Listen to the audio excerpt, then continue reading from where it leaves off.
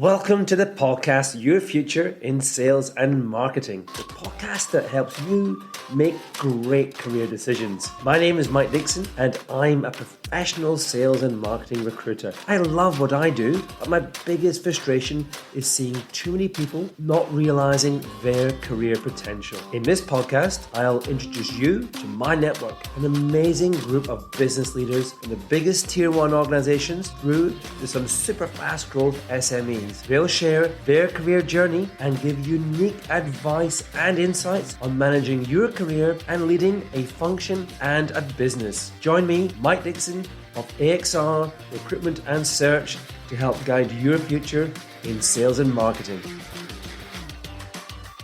Well, hello and welcome everybody to the Your Future in Sales and Marketing and Your Future in Finance joint podcast. My name is Mike Dickson, Director of the Sales and Marketing Practice here at AXR Recruitment and Search. Today I'm joined by Greg Madden, founder of AXR and longtime senior finance recruiter. Greg, how are you this morning? I'm really good. Pleased to be part of it. I'm really passionate about interview techniques. So pretty excited about what we're going to cover today. Fantastic. As most of you will have seen by how you found this podcast, whether you search for it or whether you stumbled across it, whether you're a regular podcast listener for our pods, we are going to talk about interviewing. Now, a lot of people interview very well. The vast majority perhaps underperform, it's fair to be said. And we see it all as recruiters. And this session is to help you think about it, be prepared, so that you can focus all your energy and effort into the conversation, whether a role and an organization is one you want to join, as opposed to second guessing yourself. Am I doing a good interview? Am I interviewing well enough? Through this podcast and our guide as well, which we'll produce and you can get access to, hopefully you'll be prepared to have just make a great career decision and be less worried about your interviewing. So without further ado, let's get into it. Do you reckon every interview follows the same format? Absolutely not. There's basically two main interview structures. A very structured interview, which actually most clients don't do, and then the unstructured interview, which is much more challenging. It's a lot more free-flowing, not sure where it's going to go, and I think as the candidate being interviewed, you've got to take more control. And how do you identify how the interview is going to go? Is it obvious from the start that, okay, I know this is structured, I've got a plan for this, or just sometimes it's just really hard to tell what's going to come at you? Yeah, look, I think that goes a bit to preparation, doesn't it? And really the first step in really good interviewing is being prepared. And we see it when we interview people and regularly ask them a really simple question. Tell me a bit about the company that we're talking about, and they haven't actually done any work on that at all at a really simple level. And so preparation is the key at the beginning, and that's getting to know what the company does, finding out the structure of the potential interview. Most companies will let you know. If you ask the question, they will let you know. Finding out people that you might know in the organisation, getting topical information that's going on about that company in the market or things they are doing in the market. All those things for me, including, attire, all those things are really critical to preparing for the interview. I reckon that's top tip number one, guys, is what you said there around, if you ask the company about the structure, they'll probably tell you. They will. And if you're being interviewed by a recruiter, a good recruiter will probably tell you what to expect, so you know what's going on.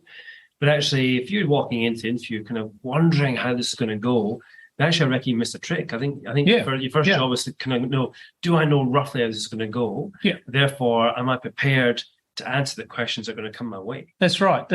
And if you've got a feel for whether it's formal or less structured interview, it will help you in your mindset in preparing for the meeting. And meeting is another key word that I like using when I'm advising people. I'm not a big fan of calling it an interview. I like people to approach it as a meeting. You're making a decision about the opportunity as much as they are making a decision about you as an individual for their organisation. And it just slightly changes the mindset of going into that meeting/interview. Top tip number 2, treat it like a meeting. So I think it's rare in life you go to a meeting and you have no idea what the agenda is going to be in that meeting. That's right. So the interview is a meeting. You should have a pretty good idea what that agenda is going to look like, how it's going to flow, what their expectation is, what your Yeah. expectation is, and what a good outcome is going to be. That's right. That's right. And whether you actually have an agenda that's published and on the table, you should really develop your own, shouldn't you, to take into the meeting? Yeah. And today we're going to go through some of the kind of common parts of how that meeting stroke interview plays out, whether it's in any particular order or not. That's the challenge, to figure out how structured it is. Yeah. But we'll perhaps identify some of the common areas that you're going to get into, and how to identify which space of the interview you're actually in as well, which is a trick. Yeah, that's exactly right. And I think if you treat every interview that you're going to as being unstructured, you'll always be prepared, because the structured ones are easier. They'll target what they want. They'll drag the information out of you. So go in being prepared for it to be unstructured, and you can't be disappointed. Yeah. Yeah. It's a big difference between interviewing online and face-to-face. Oh, there's a really big difference. Yeah. I think the hardest thing online is keeping control of the meeting. I still don't.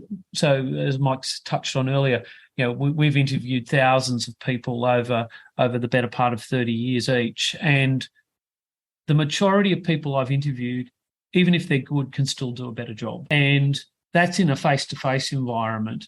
When it's in the virtual world, keeping control of that meeting for both parties is much more difficult. A lot of the interview is reading what's happening. And I often find at the start, most people are trying to build a bit of social capital and trying to establish a bit of rapport.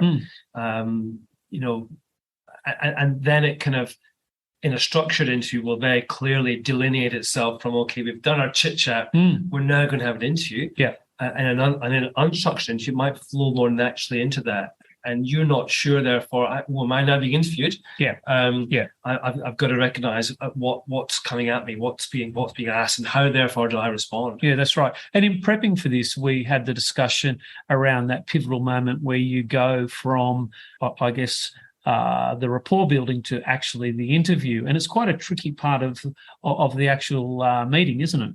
Yeah, and face to face probably easier to read.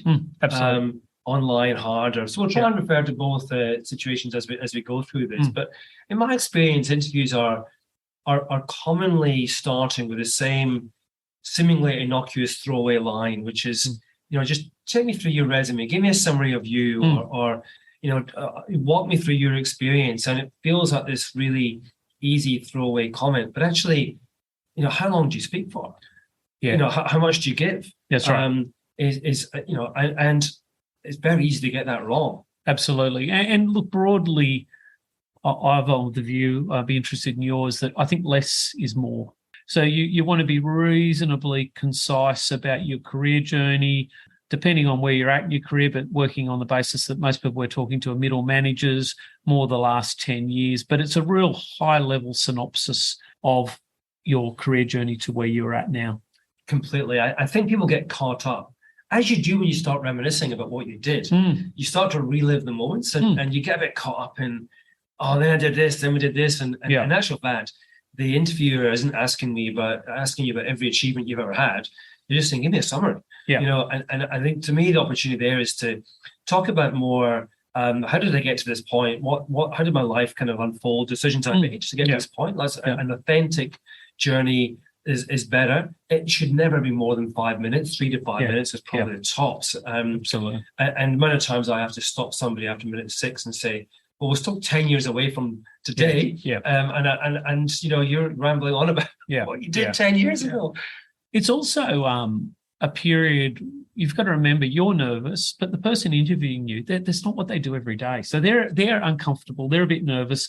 So it's a soft way to actually break the ice and give a little bit of breathing space. But it's not, like you said, it's not to be talking for 20 minutes. It's a 3 to 5 minute, capture your breath, give them a chance to get their thoughts together and get on with the meeting. I'm interested in your thoughts, Craig, because one of the things I really like when someone gives me that summary, and I think, that's good, is when they inject a little bit of their life into that career summary.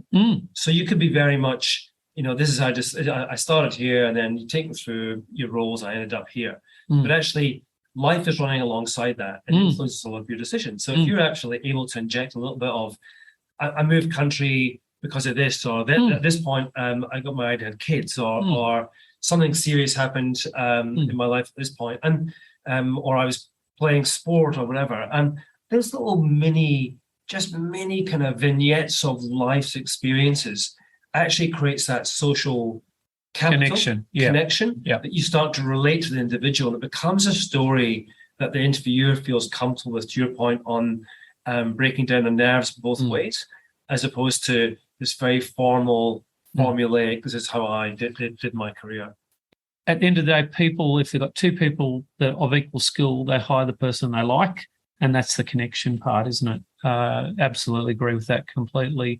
And again, if you go back to your planning and you do a bit of research on the person that you're meeting and you can find some insights into them, well, try and find the common ground. It's going to make the interview much easier for you and for that person. That's a really good point, because you could, always bring someone with you in that journey.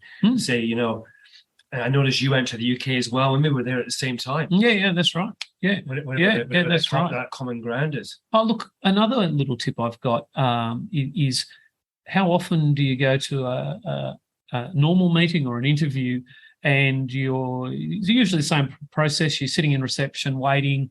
You've usually got an uncomfortable walk from reception to a meeting room, and then you've got to settle down. And generally speaking, people are lazy and take a missed opportunity. They talk about, did you find a parking spot? Is it hot out there? Really lazy subject matter. What a great chance to demonstrate a little bit of knowledge. And rather than leading with, oh, wow, it's a beautiful building, lead with, I heard you guys launched a new product I saw the launch of a new product last week. How good is that? Yeah.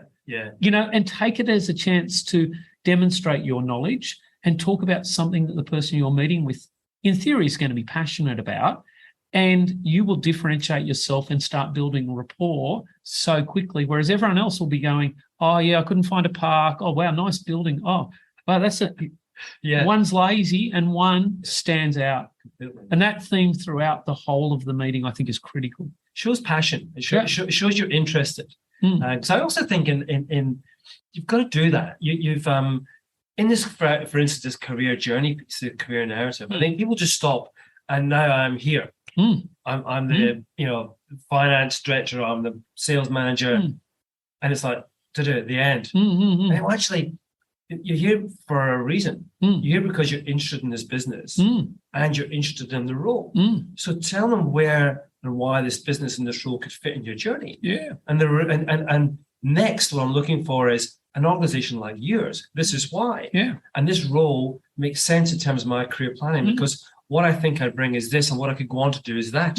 And that's why I'm so excited about having this interview today. Yeah. Oh, yeah.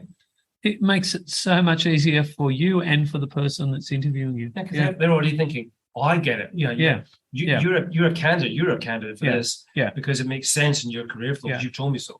Now, my advice on that is do it incrementally throughout the meeting, so that you don't knock them out of the park in the first minute before you've actually got to the meeting room. But it is an incremental process of start with some interesting common subject matter, try and lean on some personal connections as early as your overview, because 90% of meetings will start that way, as we know, and then build on it as you start answering questions, and then revisit it at the end of the meeting. What comes next in your experience after that kind of summary, the intro? The meeting started. We'll look at it two ways. In a structured interview, what would you expect to happen next? In a structured interview, they will go to the areas, the 4 or 5 key deliverables in the role. So they will usually have a question profile for each deliverable, and they will dive into it. And like I touched on earlier, that's why those interviews are actually easier, because they lead you to the content.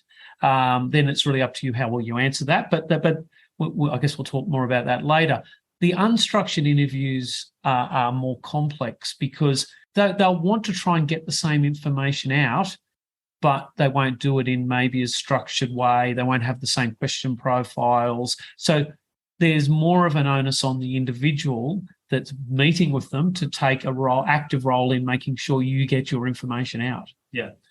And even if I've tried to do your due diligence and and ask for an agenda, and it's the sort of interview there's not going to be an agenda, then at the very least you've probably got a position description or a candidate pack or something that you can kind of relate to and perhaps challenge within that, and understand within that what are the key points here. So even if there's not an obvious agenda, you should be able to pick apart what do I read in this position description that are the deliverables. Because if you don't know what the deliverables are, you probably shouldn't be there.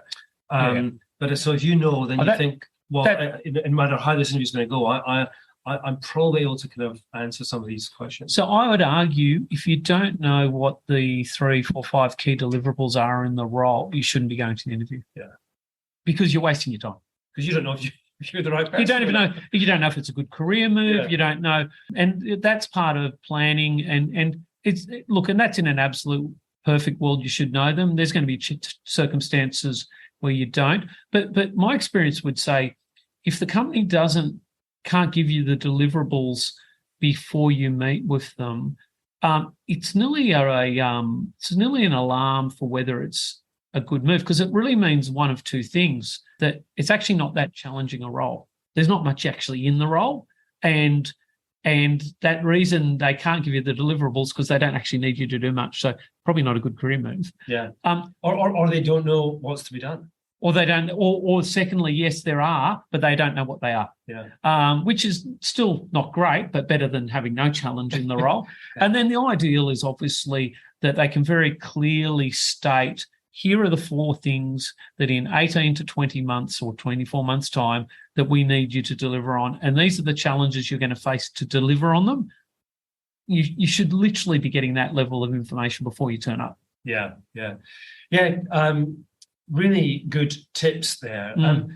One of the other areas I wanted just to touch on is, again, this feels like really old school interview questions, but increasingly the feedback I'm getting from candidates is they get these in interviews all the time, which is strengths and weaknesses. Now, it's often worded a lot more, professionally nowadays, but and sometimes it's not as obvious as tell me what you're good at, But is that something you're seeing more of, being able to kind of demonstrate your self-awareness, understand yourself, know your own journey, and being able to articulate back what you're going to bring and what you're still working on? Definitely. And strengths you should be across. And strengths, I guess, in many ways, we tend to be a little bit humble and we tend to maybe not put them on the table as forthrightly as we should. But generally, I think most people are comfortable with their strengths. I think weaknesses or development areas, or however you want to phrase it, is the more difficult one. I think the answer in that's something you're very passionate about, and I think you can give quite a lot of detail on. If you know your career destination, whether it's your next career step in that destination or it's your destination, you're going to have what I call the skills gap. And a skills gap are the areas that you need to develop to head towards where you want to be career-wise. And if you're looking at an opportunity as a career move and there's not a skills gap that you're addressing, I would argue you're not making a good career move. You want to be building up and addressing the skills that you've got a gap on. And so a really good way I work with people on positioning their weaknesses is around a positive mindset of what's my skills gap, and address it with the lens of, hey, here's my destination. I'm comfortable that I'm good enough to be in that role. And the things I'm addressing is, so what I bring to the table is this, and this, but what I'm addressing and what I'm really excited about this role is addressing this. And so bluntly, that's for your role, I guess, a weakness. But in terms of what I can do, I know I can do that, and it's part of my journey. Yeah, I love that phrasing of the skills gap. Without a skills gap, why would you go? But actually, most people get really defensive about that whole question on weaknesses or development areas. And they either try and be smart and they just spin a strength, or they talk to something almost meaningless, which is, funnily enough, meaningless, too minimal to make any difference. Or they struggle to answer it and they just waffle around. Yeah. But to me, it shows a lack of self-awareness on your own career journey, to your point. So I love the phraseology of a skills gap, because everyone's on a journey, and there's also things there's a skills gap. There's also things you're inherently never going to be brilliant at.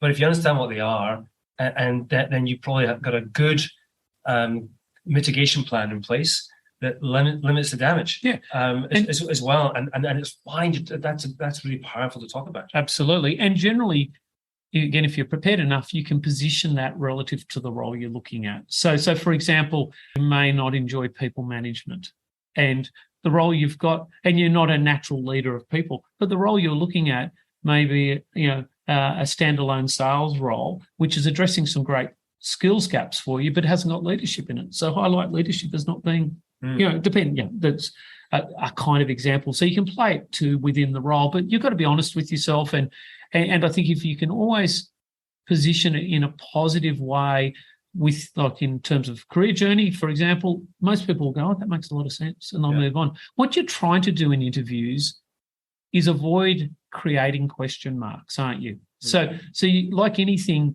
you want to try and give the problem and a solution at the same time. And that's why I love that skills gap career destination. Here's the problem, but here's where I'm going. So it won't be a problem. Yeah. The flip of getting that wrong, and it's an easy area to get wrong. In fact, it's the area that probably most clients come to me first of all to say, how did they go around development? How do they answer those questions? What's their journey like? Where are they? But the flip of getting it wrong is almost being too arrogant in that space. And I get that. Maybe that's sales and marketing. I get that a little bit. Sometimes the ego leads. And the most common one that I get, which I really don't like, is, and I'll say this bluntly, but what in summary is I'm the smartest person in the room. People can't keep up with me. Now they're smart enough not to use those exact words. But that's kind of what they're saying. I'm like, oh, really? Yeah. That's not that. That's just arrogance. That's not weakness. That only resonates in investment banks. Oh, possibly. Yeah. Maybe that work. But I think it's a really good tip there. It's super important to understand that and be prepared for it. So let's get into the kind of meat of it, which is the deliverables as we talk to. It could be phrased as, and how it's asked is in lots of different ways. You get technical questions, you get competency questions, behavioral questions. They're all addressing the same things, which is these are things that are important, that we're going to get a sense of how your skills and experience come together, how good you are at this stuff, and how confident we are you're going to be able to deliver these things for us. And therefore, knowing what they are in terms of the questions is good. Being able to identify what's being asked is another thing, and that's always not that easy in an interview. But what would your advice be to a candidate in terms of preparing for this section of an interview? Yes, I've got a couple of things I believe in around preparation for the body of the interview. One is, for most, again, middle senior managers, I call it the 20-80 rule. So 20% of what you've done in your career is 80% of what you're going to talk about. So know that 20% really well. I think the worst way to answer a question, if you get asked a question, let's just say theoretically about your role as a leader in dealing with conflict, and you lead with, I've got a lot of examples. Let me think about it, the best one. Too late. You've missed the boat. You want to be able to go in, by far the best example of that is, and get into it. So to do that, you need to have got rid of all the noise throughout your career and isolated what are my major achievements and how do they best represent the key behavioural, the key behaviours that I've got to demonstrate, and my numeric, verbal and abstract, my problem solving, my analytical skills, the different behaviours and the different skills that I've got, and know them inside out. Because if you've got 5 to 7 of them, you can lean on them for nearly every situation that you're going to confront in an interview and get rid of the noise. I completely agree. I think that number of 5 to 7 is about right in my experience. And even if your career is only short, if you're 3-4 years in or even less, you may not have 5 or 7, but you're going to have 3 or 4. But if your career is 20 years plus, then 5 or 7 is plenty. And being able to know the content, to be able to storytell around that content and being comfortable with it means you can adapt to any questions coming your way. So we'll talk about how to identify the question, because I think that's also quite interesting. Again, structured, unstructured. In a structured interview, you probably know exactly what's coming because the interview will have clarified. I'm now going to ask you about this. Yes. And why it's important is because of this reason. Yeah. And here's the questions. You're thinking, well, I know exactly what's coming here. But in an unstructured interview, it's not that obvious. No. And a couple of insights here. Never make an assumption. If you're not sure about a question, get clarification. So I ask a question at the CFO level regularly. I'll say to somebody, oh, look, I want to understand your involvement in strategy. Can you give me a good example? Now, I intentionally ask an ambiguous question. What I'm actually looking for is a question back for clarification of, okay, can I get some context to the problem? Because it's strategy. And I would say fairly about 1 in 50 people actually ask me a question back. The other 49 roll into an answer assuming what the problem is. And generally speaking, the majority of that go to what I call an enterprise example about strategy improving the performance within a business. But my definition of strategy is helping grow a business. So straight away, the majority of people are actually, by making an assumption, lead down the wrong path. So whenever you're in an interview and you're not sure of the context of the question and you feel like you're making an assumption, don't answer, get clarity. Yeah. It's a very common, that ambiguous question, if you're ever going for interviews with consulting firms, that's exactly what happens. Yeah. They are, because if you're going for a consulting firm, they expect you to ask questions. Yeah.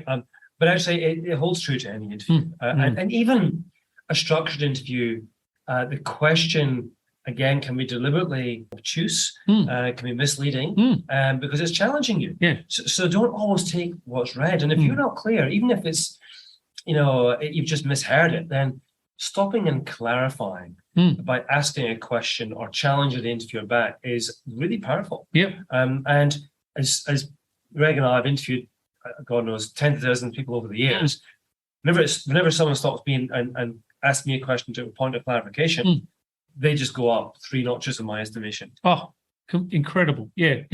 Because they're demonstrating a behavior, aren't they? The ability to challenge, which we in any leadership role you need that. So that's my first thing. And generally, like you said, in a structured interview, if it's ambiguous, it's intentional. In an unstructured interview, half the time they don't even know they've asked an ambiguous question, but you don't want to spend the next 10 minutes answering the wrong question.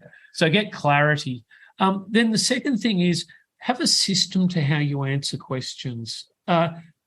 Lots of different acronyms for the systems, but if you get a system in place for answering the question, it keeps you on point. So what is a system? It's really got 3 parts. I think we're both in agreement on this.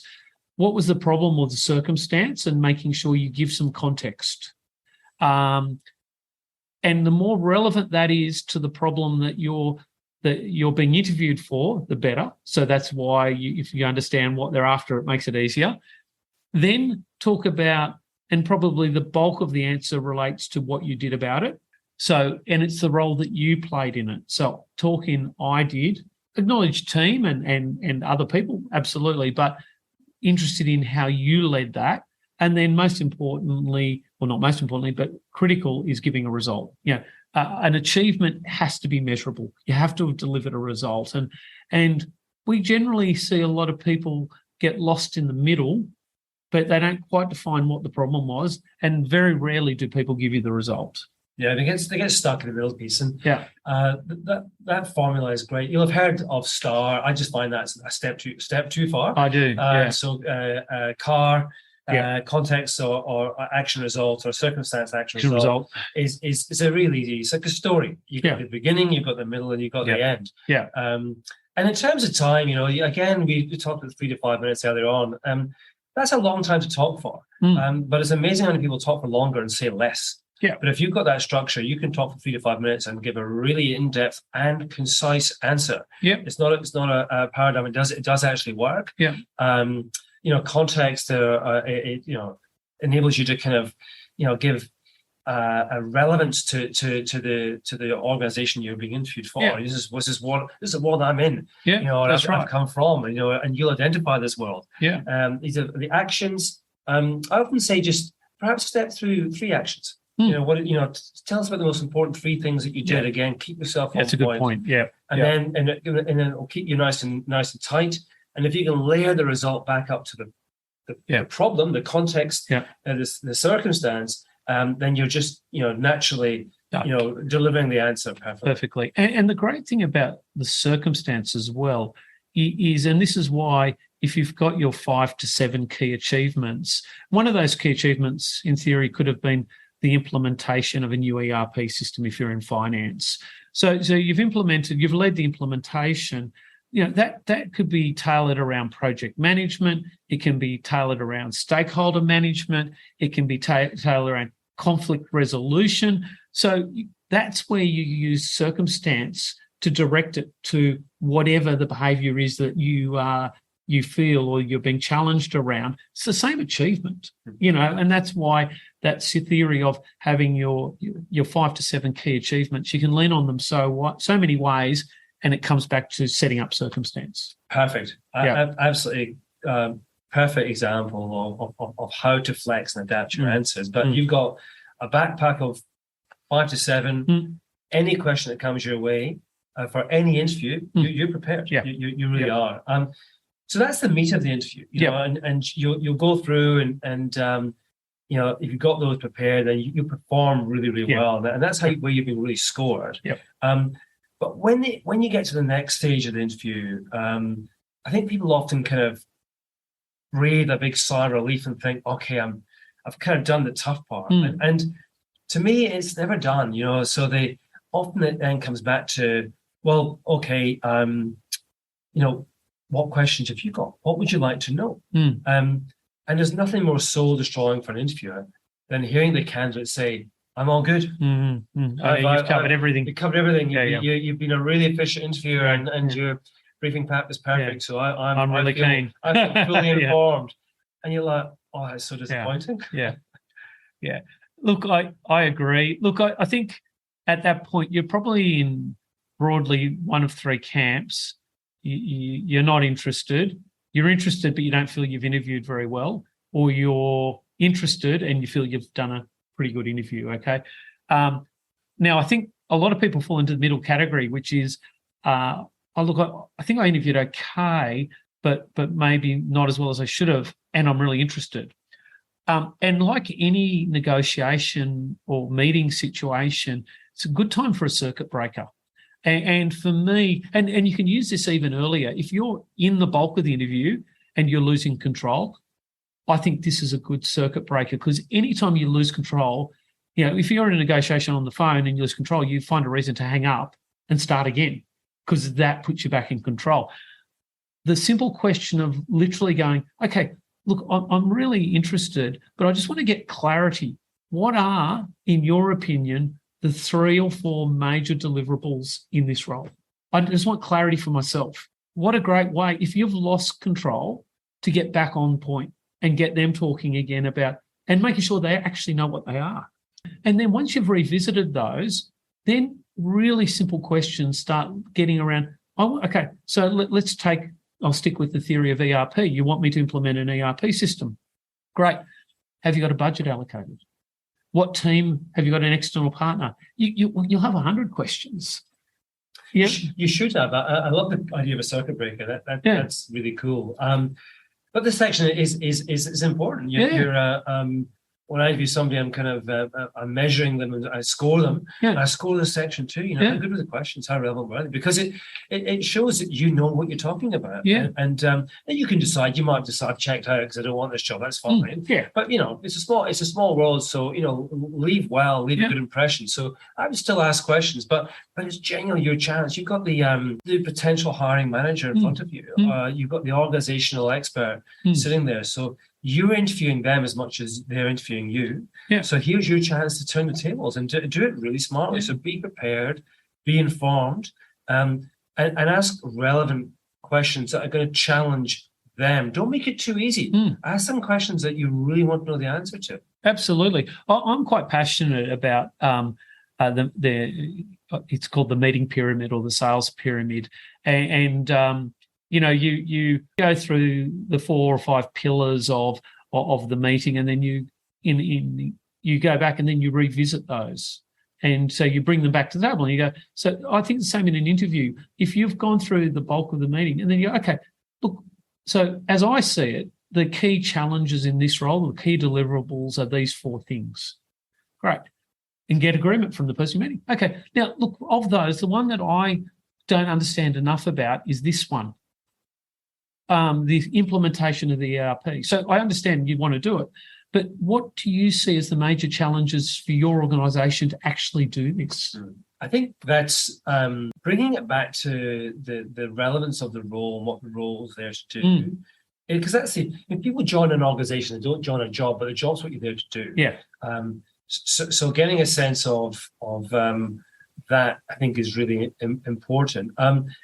You can have generic questions as well, which are really powerful. Absolutely.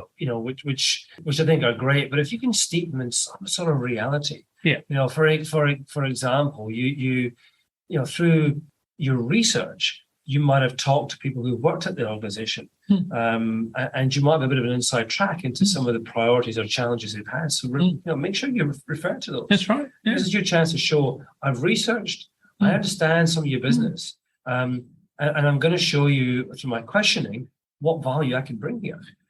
Absolutely, and that goes back to treating it as a meeting, not an interview, because that's a change in mindset. You're making a decision about them as much as they're making a decision about you. And if you have that mindset, you're prepared to ask a lot of questions. Where the interview kind of mindset is, I don't want to offend them too much. I don't want to ask anything too sharp because I might miss out. Yeah. And if you're in that mindset, you're not going to get the job. Yeah, completely. And what about towards the end, where it's starting to wrap up? Maybe it's a sales thing, but it doesn't happen all the time. Maybe 20% of interviews I'm in this, the salesperson will try and close me on how well they've done. Does that happen in finance as well? Doesn't happen as much in finance, but look, I encourage finance executives at interview to try and close on a positive note. Again, it's only a little difference, and generally speaking, finance people aren't going to oversell themselves as a generalisation, but it is generally the case. So I try and encourage them to say, if you are interested, let them know, and just say, look, really enjoyed meeting with you. I am really interested in this opportunity. And comfortably restate your value proposition. Look, I'll bring a lot to the table in control and planning, and I'm really excited to get exposure to transformation. Yeah. Then if you're really brave, say, have you got feedback for me? Now, that's up to you, but I think the first half of that is critical. Yeah. I think in my experience, the kind of direct close often feels too aggressive in an interview. And bear in mind, I've hired salespeople for a long, long time. So you think I'd probably say the opposite. I want to see a salesperson close me. It doesn't feel great to me in an interview. I think there's better ways to do it. I think restating your value proposition is smart, and looping that into something softer around, this is what I bring. Now, perhaps you could just talk to me about the next stage in the interview, who might be involved and what the timelines are, because I am considering 2 other opportunities, and I'm really interested in your opportunity. Yeah. So that's a much softer way of kind of leading them to a close without actually just telling them, is there any reason why you wouldn't hire me? Yeah, I find that quite that's annoyingly direct. It's uncommercially direct. Yeah. Isn't it really? And what you are trying to show here is that you can be direct, but you can be subtle at the same time. Yeah. So the interview's finished. You've done a great summary job, and you feel you've done as well as you can. Do you encourage people to follow up after an interview? Oh, look, I think if you're dealing with the organisation directly, a polite email to say, hey, Enjoyed the catch up. Per my message at the meeting, I'm really interested in talking further. If you've got any further questions, let me know. It doesn't hurt at all. Generally speaking, obviously, if it's through recruiters, we manage that process for you generally. So, and look, I've had candidates that go back directly. I personally have no problems with it. I do like them to let me know they've done it, but I've absolutely got no problems with it. Yeah, I think that's a good point. I think if you're working with a recruiter, they're your partner. They'll understand the tone, and whether it's an appropriate thing to do or not. So I'd always loop in the recruiter directly. Yeah, that's it's probably a nice way to loop off. But I think otherwise, I'd work through recruiters when that's what I think about. Yeah. Great. I think we've covered a lot. Guys, I think some really good hints, tips, content there. To reiterate, we've got a guide, which an AXR recruitment search guide to getting yourself interview fit. It's something that we all do rarely. Most people I talk to interview a lot more than they're being interviewed. So no matter how senior or junior you are, it's actually a kind of a nervous thing to go through. But if you're prepared, you strip away a lot of those nerves and you really enhance your chance of just making a great career decision. Absolutely. Interviewing is a skill and you can develop it. And I've seen lots of people get fantastic career moves because they actually went to the energy of actually developing their interview skill technique. Yeah, exactly. Guys, thanks so much. That's been Mike Dickson and Greg Madden on Your Future in Sales and Marketing, Your Future in Finance. Hope you enjoyed the session. Thank you.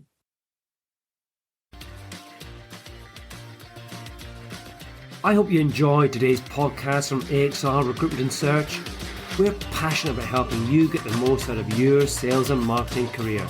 Keep listening as we bring you more inspiring journeys and advice from Australia's sales and marketing leaders. You just can't get this career insight anywhere else. My name is Mike Dickson. See you next time on Your Future in Sales and Marketing.